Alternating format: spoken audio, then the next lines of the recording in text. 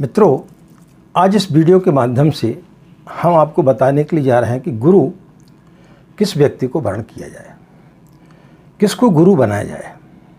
अध्यात्म में जब व्यक्ति कुछ करना चाहता है, ऊंचा उठना चाहता है, किसी मंत्र का जाप करना चाहता है, उससे कुछ सिद्धियां प्राप्त करना चाहता है, तो उसकी इच्छा होती है कि गुरु वर्ण किया जाए।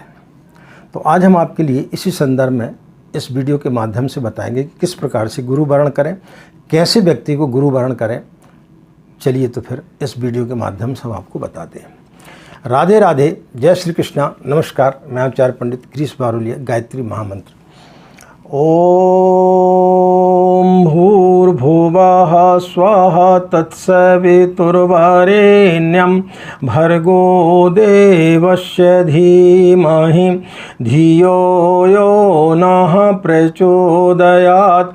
अखण्डमण्डलाकारं व्याप्तं येन चराचरं तत्पदं दर्शितं येन तस्मै श्री गुरुवे नमः। तस्मै श्री गुरुवे नमः।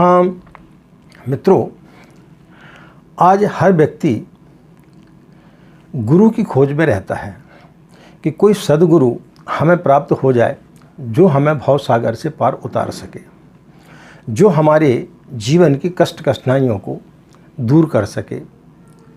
लेकिन ऐसा गुरु मिलना आज की तारीख में बहुत ही मुश्किल है। हमारा जो देश है, हमारा जो संसार है, वो अज्ञानियों से परेशान नहीं है, उन तथाकथित ज्ञानियों से परेशान है जो ज्ञानी तो नहीं है लेकिन ज्ञानी होने का स्वांग रचते हैं। वो उन अज्ञानियों से ज़्यादा खतरनाक हैं जो अपने आप को ज्ञानी समझते हैं। और ऐसे ज्ञानियों ने जिनके पास किसी प्रकार का कोई भी ज्ञान नहीं है, उन्होंने अपनी दुकान खोल करके रख ली है और लोगों को गुरु दीक्षा दे देते हैं। किसी भी मंत्र की दीक्षा देते, उस मंत्र के बारे में उन्हें विशेष कोई जानकारी होती नहीं है, लेकिन चूंकि अपनी दुकान चलाना है, लोगों को शिष्य बनाना है, तो वो अपनी दुकानदारी चलाते हैं। ऐसी स्थिति में व्यक्ति जब गलत तरीके से फंस जाता है तो फिर वो अपने आप को ठगा महसूस करता है और फिर उसके लिए जो है धर्म को मानना, ईश्वर को मानना बड़ा बेईमानी हो जाता है। वो 99 लोगों के पास में जाता है और 99 जगह से वो धोखा खाता है, तो फिर एक सही व्यक्ति के पास में जाने पर भी उसे भय लगता है। इसलिए हमारे देश में नास्तिक लोग ज़्यादा मिलेंगे, क्योंकि वो धोखा खाए हुए हैं, सही सद्गुरु के पास में वो नहीं पहुँचे हैं। तो आज के समय में सही सद्गुरु को खोजना बड़ा मुश्किल होता है। थोड़ी सी कुछ पुस्तकों को पढ़ लिया, थोड़ा सा ज्ञान अर्जित कर लिया, और जिसको थोड़ी सी चालाकी आती है और जिसको थोड़ा सा लटके झटके से बोलना आता है, लोग उससे प्रभावित हो जाते हैं। क्योंकि हर व्यक्ति 100 में से 99 व्यक्ति परेशान है, किसी न किसी रूप से व्यक्ति परेशान रहता है और उस परेशानी के हल के लिए वो कहीं न कहीं किसी न किसी माध्यम से अपनी समस्या का समाधान खोजना चाहता है। तो जिस व्यक्ति के लटके झटके वो फंस जाता है तो वो उसे अपना गुरु बना लेता है। और फिर गुरु के द्वारा जो चीज़ बताई जाती है, उसने यदि प्रकाश के बारे में बताया, प्रकाश के बारे में व्यक्ति को कुछ पता नहीं है, तब फिर हम क्या काम करते, जो बता रहा उसको भी पता नहीं है और जो समझ रहा उसको भी पता नहीं है। व्यक्ति बड़ा कल्पनाशील होता है, फिर हम कल्पनाएं करने लगते हैं और कल्पना करने के साथ ही हम जो है प्रकाश देखने लगते हैं। ऐसा लगता है जैसे बहुत बड़ा प्रकाश दिखाई दे रहा है, साक्षात भगवान हमारे सामने खड़े हुए हैं। आपको कई प्रकार की अनुभूतियाँ होने लगती जो कि स्वयं के द्वारा पैदा की हुई होती हैं। और फिर वो जो बीच में बैठा हुआ रहता है गुरु, जिसने कि आपको शिष्य बनाया है, उसके प्रति फिर हमारी अगाध श्रद्धा बढ़ती हुई चली जाती है। लेकिन फिर हमें कोई चीज़ प्राप्त होती नहीं है, क्योंकि यह हमारी कल्पनाओं के द्वारा निर्मित होता है। तो इस प्रकार से लोगों की दुकानदारी चलती रहती है। इसलिए जब भी किसी मंत्र का आप दीक्षा लेते हैं तो सबसे पहले उस गुरु के बारे में आपको जानकारी होना बहुत ज़्यादा ज़रूरी है। हम प्रायः गायत्री मंत्र के संबंधित में बातचीत करते हैं। तो यदि गायत्री मंत्र की यदि आपको दीक्षा लेना है तो ऐसे पता नहीं कितने वीडियो आपको मिल जाएंगे, ऐसे पता नहीं कितने लोगों के वीडियो आपको मिल जाएंगे जो कोई बताता है कि ब्राह्मण को ही गायत्री मंत्र जपना चाहिए, कोई बोलेगा कि जोर से गायत्री मंत्र नहीं जपना चाहिए, कोई बताते हुए मिल जाएगा कि स्त्रियों को गायत्री मंत्र नहीं जपना चाहिए। ऐसी कई भ्रांतियों से भरे हुए आपको वीडियो मिल जाएंगे। अब ऐसी स्थिति में जब कोई व्यक्ति गुरु दीक्षा लेता है तो फिर वो व्यक्ति बड़ा भ्रमित हो जाता है, क्योंकि जो व्यक्ति बता रहा होता उसके प्रति भी आपकी श्रद्धा अगाध होती है। तो ऐसे व्यक्ति ने जब आपको बताया तो फिर आपको लगता है कि अरे हमने शायद गलती तो नहीं कर दी। तो इसलिए जब आप गायत्री मंत्र की दीक्षा लेते हैं, दीक्षा किस व्यक्ति से लेनी चाहिए? जो उसमें दक्ष हो। यदि आपने गाड़ी खरीद करके लेके आ गए लेकिन आपके पास में चालक नहीं है, आपका ड्राइवर सही तरीके से गाड़ी चलाना नहीं जानता, तब फिर वो क्या करेगा? एक्सीडेंट कर देगा, यदि उसको गाड़ी चलाने के बारे में पूर्ण जानकारी नहीं है तो, या फिर आपको पूर्ण जानकारी नहीं है तो आप जो है सही तरीके से गाड़ी नहीं चला सकते हैं। तो जो दक्ष हो उसी व्यक्ति को गुरु बनाना चाहिए। आचार्य पंडित श्री राम शर्मा, जिन्होंने कि इस युग में गायत्री को प्रचारित किया, जिन्होंने जब गायत्री मंत्र कोई व्यक्ति बोलता भी नहीं था, ना कोई जाप करता था, ब्राह्मण भी जाप करने में डरते थे, उस समय उन्होंने एक बहुत बड़ी क्रांति की। और क्रांति करने के पश्चात में उन्होंने गायत्री मंत्र को जग जग तक, जन जन तक पहुंचाया। और फिर उन्होंने सारी भ्रांतियों को तोड़ा। ब्राह्मण की उन्होंने परिभाषा ही अलग बताई। ब्राह्मण यानी ब्राह्मण कुल में पैदा होने से व्यक्ति ब्राह्मण नहीं होता है, व्यक्ति कर्म से ब्राह्मण होता है। तो जो व्यक्ति कर्म से ब्राह्मण है वो यदि गायत्री की साधना करता है तो वो फिर गायत्री उसको फलित होती है, उस ब्राह्मण की वो कामधेनु है। तो आपको यदि कई चीज़ों की भ्रांतियां हैं तो हम आपको सलाह देंगे कि आप कुछ दिन के लिए शांति कुंज हरिद्वार जाएं, शांति कुंज में कुछ दिन आप व्यतीत करें और फिर वहाँ पर देखें कितने भाई कितनी बहनें वहाँ पर गायत्री मंत्र का जाप कर रही हैं। और जिन बहनों ने गायत्री मंत्र का जाप किया, क्या उनके साथ में कोई अनर्थ हुआ? या किसी अन्य जाति के व्यक्ति ने गायत्री मंत्र का जाप किया तो उसके साथ में कुछ अनहोनी घटना हुई क्या?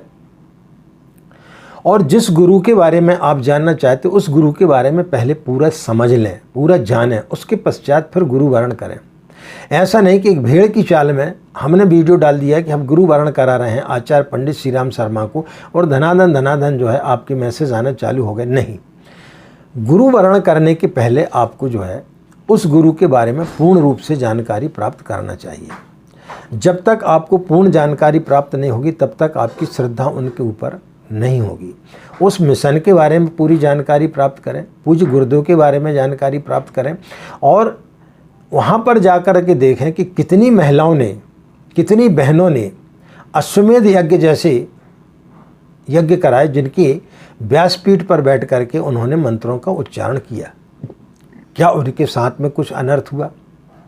स्वयं माता जी जो कि पूज्य गुरुदेव की पत्नी थी, जिन्हें लोग माता जी के नाम से जानते हैं, उन्होंने बहुत सारी साधना की। उनकी जो सुपुत्री हैं, जिन्हें हम लोग श्रद्धा से दीदी बोलते हैं, शैलबाला पंड्या, उन्होंने गायत्री की साधना की, तो उनके साथ में कुछ बुरा हुआ क्या? तो इतनी सारी महिलाएं आज के समय में गायत्री मंत्र का जाप कर रही हैं, तो उनके साथ जब कुछ बुरा नहीं हुआ तो इसका मतलब है कि जो व्यक्ति बता रहा है या तो उनका कोई स्वार्थ है कि कोई महिला जाप ना करे, या कोई ऐसा ना हो कि हमें गुरु मानने से इनकार करके कोई दूसरे गुरु को मानने लगे। अब वो उनकी अपने ऊपर है, वो क्या सोचते हैं इसके बारे में हम क्या बता सकते हैं। लेकिन उन सब चीज़ों के बारे में पहले आप समझें, जानें। जहाँ जहाँ भ्रांतियाँ आपकी पैदा हुई हैं उन भ्रांतियों को जाकर के पहले आप दूर करें। और दूर करने के पश्चात में जब आपको लगे कि हाँ आपकी सारी भ्रांतियाँ दूर हो गई हैं, तब फिर आप गायत्री मंत्र की दीक्षा लें। शांति कुंज हरिद्वार में लें या हमारे माध्यम से लें। हमारे माध्यम से भी यदि आपको गुरु दीक्षा लेना है तो गुरु दीक्षा भी जो व्यक्ति दिलाता है उसके अंदर भी वो पावर होना चाहिए जो गुरु दीक्षा दिला सके। कोई भी व्यक्ति गुरु दीक्षा दिलाने की उस स्थिति में नहीं होता है।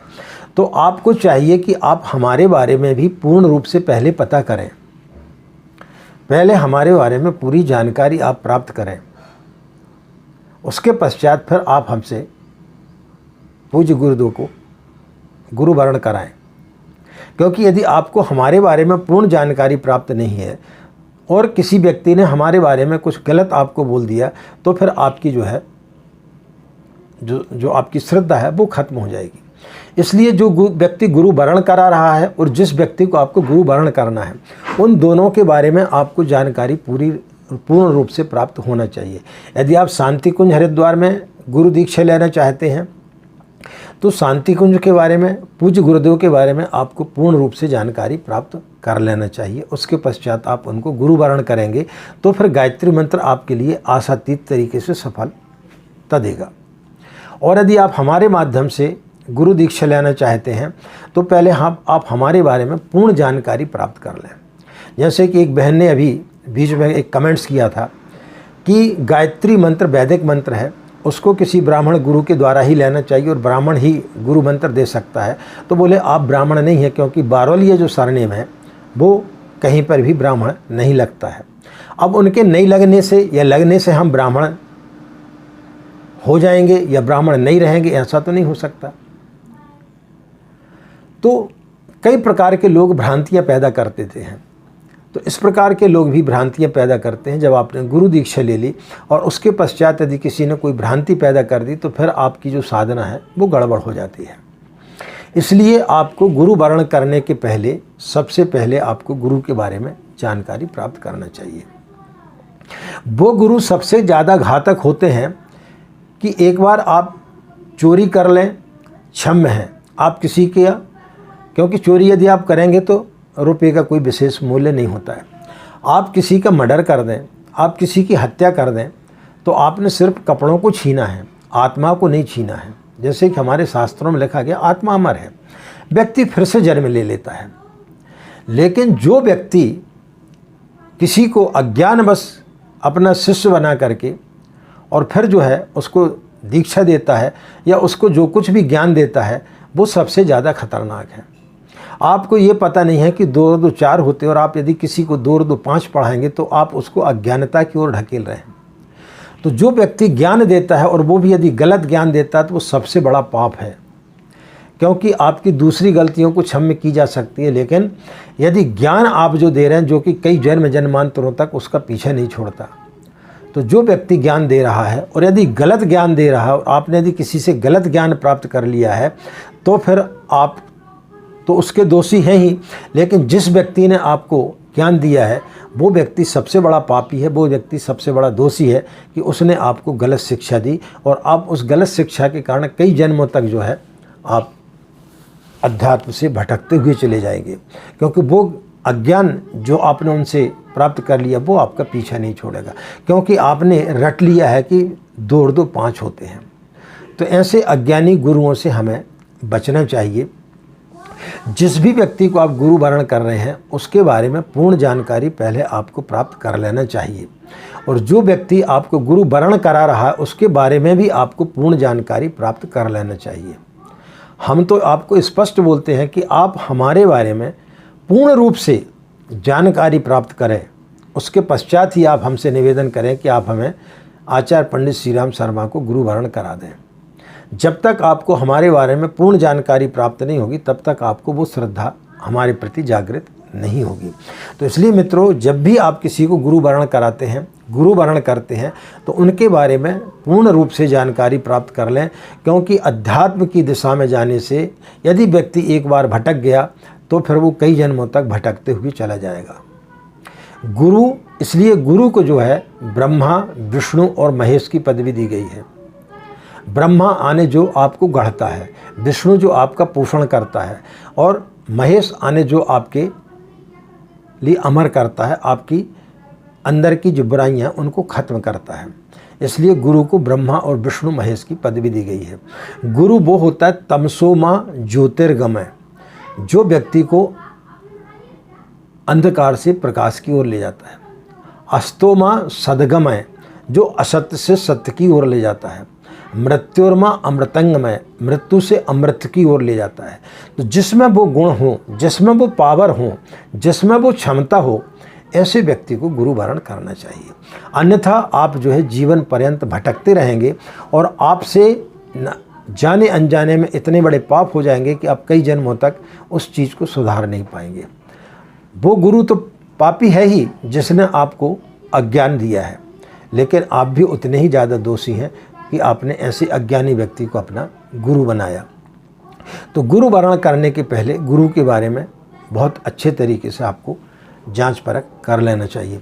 तो आशा मित्रों यह जानकारी आपके लिए काफ़ी लाभप्रद होगी, क्योंकि गायत्री मंत्र की साधना बहुत सारे लोग करना चाहते हैं और गुरु वर्ण भी लोग करना चाहते हैं। तो गुरु ऐसे व्यक्ति को बनाए, ऐसी शक्ति को बनाए जिसने उसके बारे में जाना है।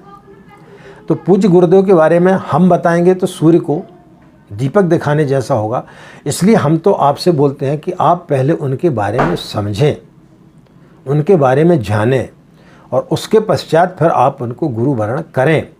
और हमारे माध्यम से यदि आप करवाना चाहते तो हम तो आपसे बोलते हैं आप हमको भी जानें, हमको भी पहचानें, हमारे बारे में भी आप पता करें। उसके पश्चात आप हमको निवेदन करें कि आप हमें पूज्य गुरुदेव से दीक्षा दिला दें। तो आशा मित्रों आपको यह जानकारी बहुत अच्छी लगी होगी। यदि आप लोग हमारे चैनल से नए नए जुड़े हैं और आपने हमारे चैनल को सब्सक्राइब नहीं किया है तो उसे सब्सक्राइब जरूर कर लें, साथ ही बेल आइकन बटन को जरूर दबा दें ताकि नित्य आने वाले जो वीडियो हैं वो आपके पास तक आसानी से पहुंच सकें। इन्हीं कामनाओं के साथ में कि आपका दिन मंगलमय हो, आप लोग खुश रहें, मस्त रहें, माँ गायत्री की असीम कृपा इसी प्रकार आप लोग पर बनी रहे। आज की बात समाप्त, हमें आज्ञा दें। नमस्कार, ओम शांति।